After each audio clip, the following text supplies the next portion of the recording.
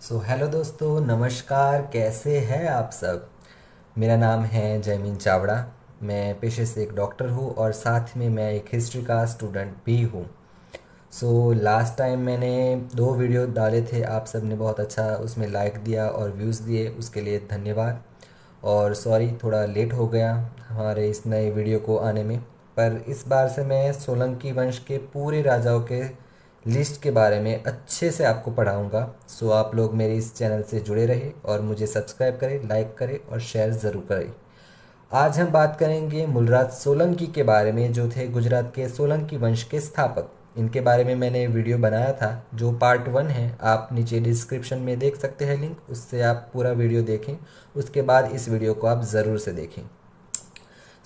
आज हम बात करेंगे मूलराज सोलंकी के बारे में। मूलराज सोलंकी गुजरात के एक राजा थे, जो एक ही बहुत ही फेमस राजा थे।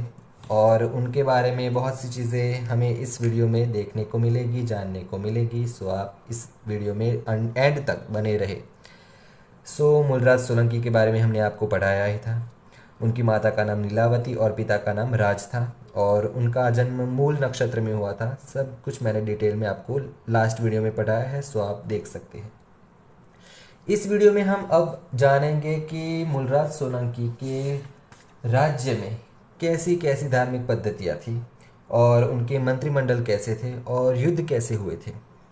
सबसे पहले हम उनकी धार्मिक नीतियों पर बात करेंगे। लास्ट वीडियो में हमने सोमनाथ की बात की थी। सोमनाथ एक बहुत बड़ा इंटरेस्टिंग टॉपिक है, तो उसके बारे में भी मैं आपको इसमें बात बताऊंगा। बहुत सारी जो हिस्टोरिकल चीज़ें हैं हमें नहीं पता है, पर हम लोग सिर्फ किंवदंतियों को ही मान लेते हैं। किसी ने कहा और हमने मान लिया। सोमनाथ मंदिर को 16 या 17 बार मोहम्मद गजनवी के द्वारा लूटा गया था। ये एक बहुत बड़ा मिथ है, झूठ है। क्योंकि उसके पहले और उसके बाद भी इस मंदिर को लूटा गया है और कुछ राजाओं के द्वारा तोड़ा भी गया है। इन सब पर मैं इस वीडियो में प्रकाश डालूंगा। सबसे पहले बात मिलती है मूलराज सोलंकी के बारे में। मूलराज सोलंकी के पहले भी जो चावड़ा वंश थे, उन चावड़ा वंश में जो योगराज राजा थे, उनके पुत्रों ने सोमनाथ मंदिर को लूटा था। चावड़ा वंश के राजा हिंदू थे, फिर भी उनके पुत्रों ने इस मंदिर को लूटा था। और उस बात से क्षतिग्रस्त उनके हृदय को इतनी क्षति पहुंची कि राजा ने खुद को आग लगा दी, खुद ही जलकर मर गए। ये बात प्रबंध चिंतामणि के अंदर लिखी हुई है, जो मेरुतुंगाचार्य जी ने उस वक्त के एक प्रकार के जैन आचार्य थे और इतिहास भी लिखते थे। उन्होंने ये बात अपने ग्रंथ प्रबंध चिंतामणि में कही हुई है। फिर बात आती है मूलराज सोलंकी के बारे में। सबसे पहले हम देखेंगे मूलराज सोलंकी के समय में युद्ध कैसे हुए थे। लश्करी सिद्धियां देखेंगे मूलराज सोलंकी के बारे में। सो वे एक महत्वाकांक्षी राजा थे। अब राजा है, महत्वाकांक्षा होगी ही, अपने राज्य का विस्तार करना चाहेंगे।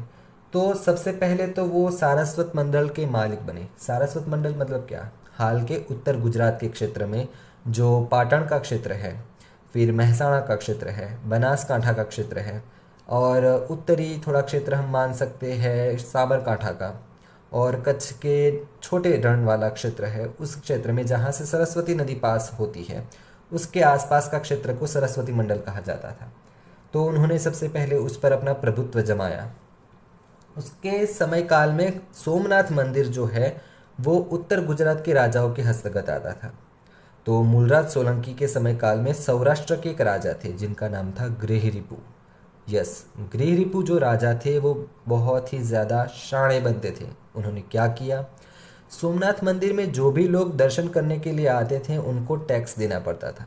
यस, हम सब ये बात मानते हैं कि अकबर ही टैक्स लगाता था, फिर उसने हटवाया, या फिर मुगल या अफगान लोग ही मंदिरों पर टैक्स लगाते थे। तो ऐसा नहीं है।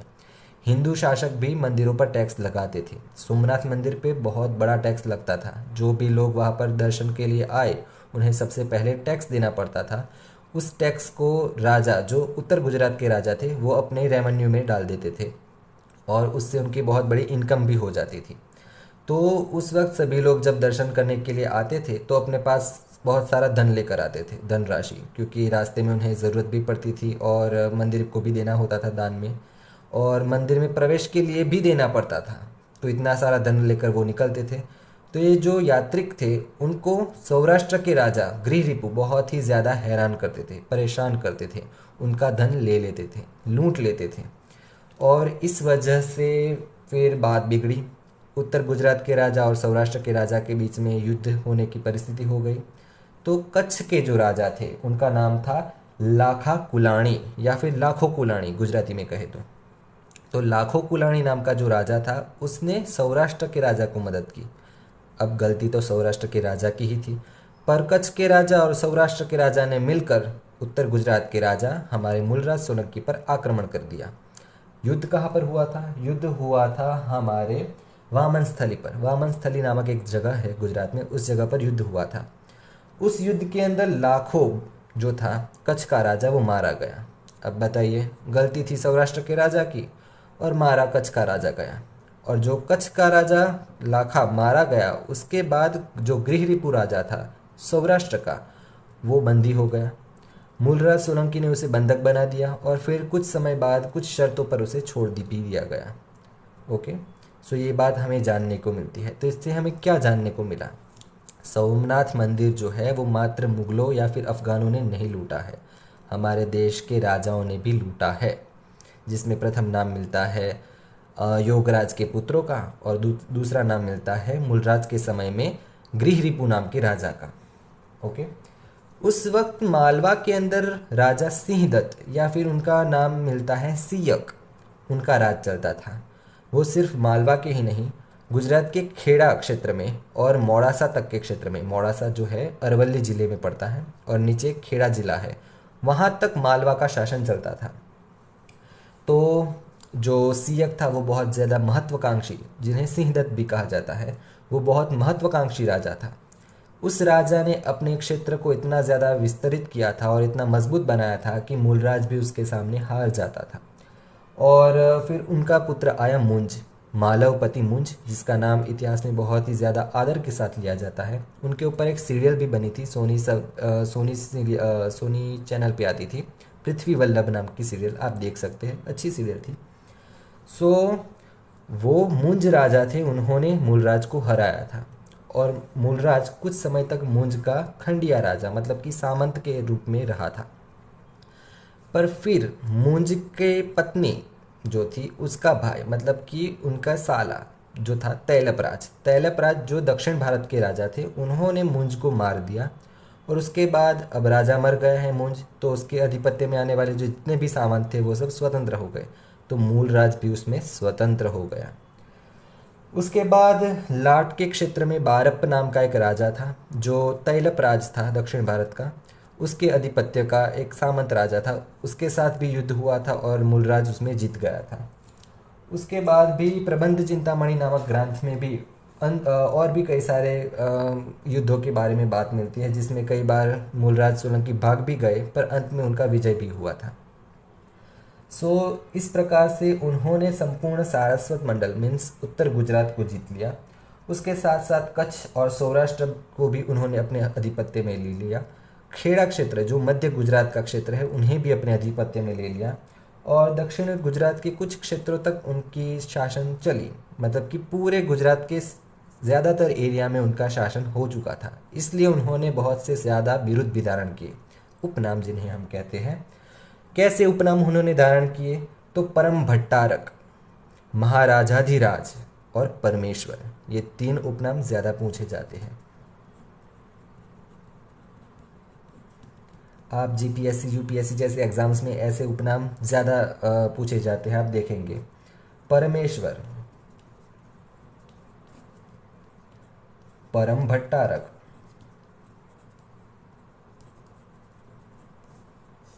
और महाराजाधिराज।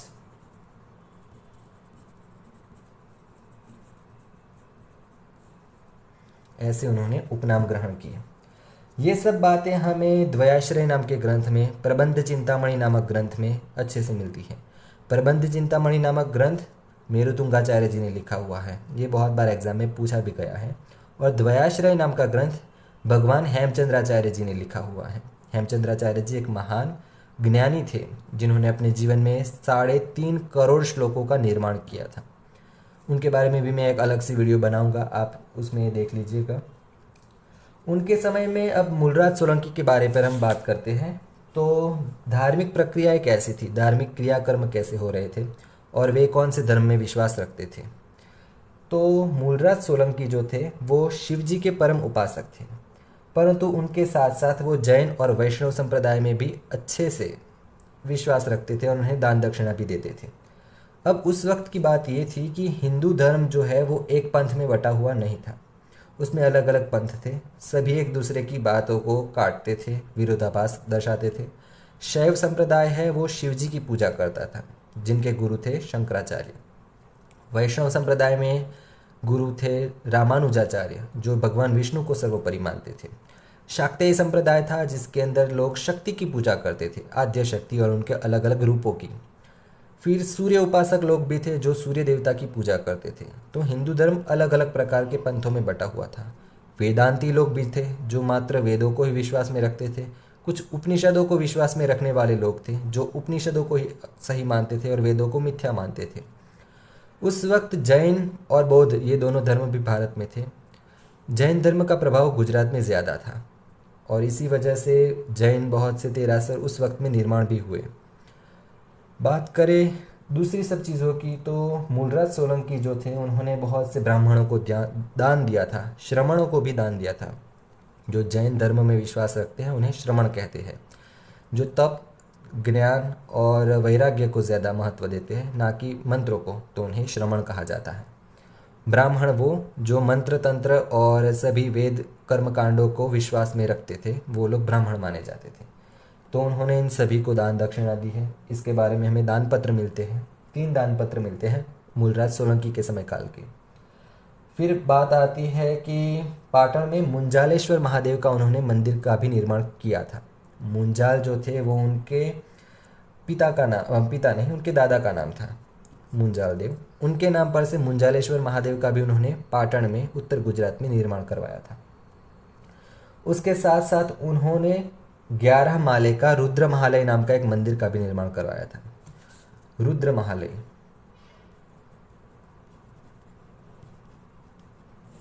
जो 11 माले का था। और उन्होंने दूसरे मंदिर का निर्माण करवाया था, वो है सोमनाथ,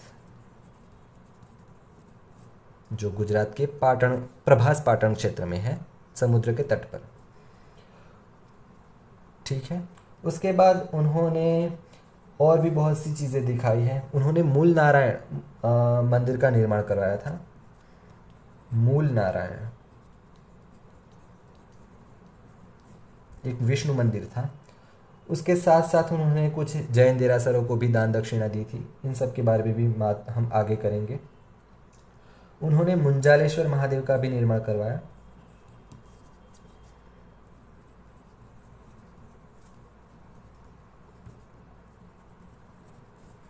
सो इस प्रकार से उन्होंने सभी धर्मों को अपने अंदर ले लिया था। अब मूलराज सोलंकी के समय के मंत्रिमंडल की बात करते हैं।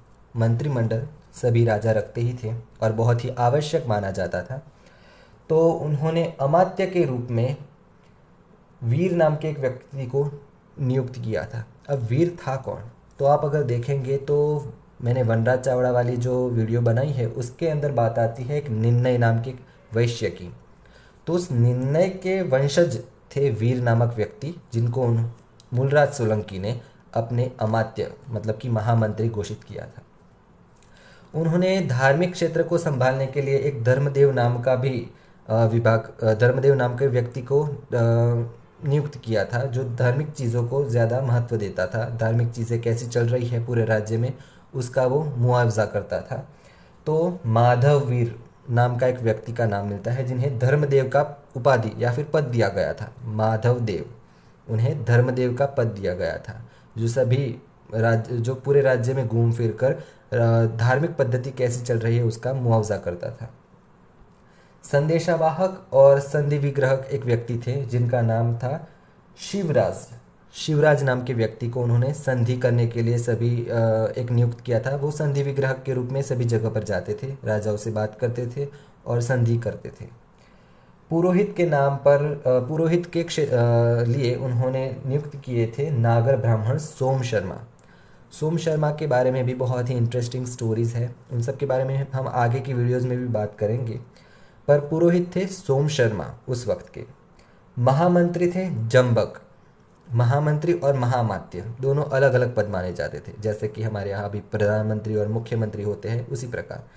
तो महामंत्री थे जम्बक। और एक लिखने वाले जो सभी चीज़ें को लिखते थे ऐसे व्यक्ति थे कांचन नाम के व्यक्ति। कांचन नामक व्यक्ति जो थे उस वक्त के सभी लिखितम वस्तुओं को डॉक्यूमेंट करते थे। फिर किसी जगह पर अगर संधि लिखनी हो तो संधि के लिए जो पत्र लिखे जाते थे उस पर मोहर लगाने का काम कांचन नाम के व्यक्ति करते थे। तो इस प्रकार उनमें वहाँ धर्मदेव, अमात्य, दूत, पुरोहित, महामंत्री और लेखन कार्य के लिए ऐसे अलग अलग विभाग के लिए एक एक हेड निर्धारित किया गया था। तो इस प्रकार मूलराज सोलंकी ने अपना शासन बहुत ही अच्छी तरीके से संभाला था। पर ज़्यादातर एग्ज़ाम में क्या पूछा जाता है, तो मूलराज सोलंकी के उपनाम, उन्होंने कौन कौन से मंदिर बनाए, ये मूलराज सोलंकी ने कौन कौन से युद्ध किए और उस युद्ध में उनका कैसा प्रभाव रहा, और उनकी धार्मिक और सांस्कृतिक सिद्धियाँ क्या थी, ये सब चीज़ें ज़्यादातर पूछा जाता है बीए की एग्ज़ाम में, एमए की एग्ज़ाम में। और कुछ जगहों पर जैसे कि कॉम्पिटिटिव एग्ज़ाम्स में भी ये एमसीक्यू में तो नहीं आ सकता पर मेंस के अंदर आ सकता है कि आपने मूलराज सोलंकी से जीवन में क्या सीखा। तो ऐसी सब चीज़ें भी आ सकती है। सो इसी प्रकार की आगे हम बात करेंगे अब दूसरे राजाओं के बारे में।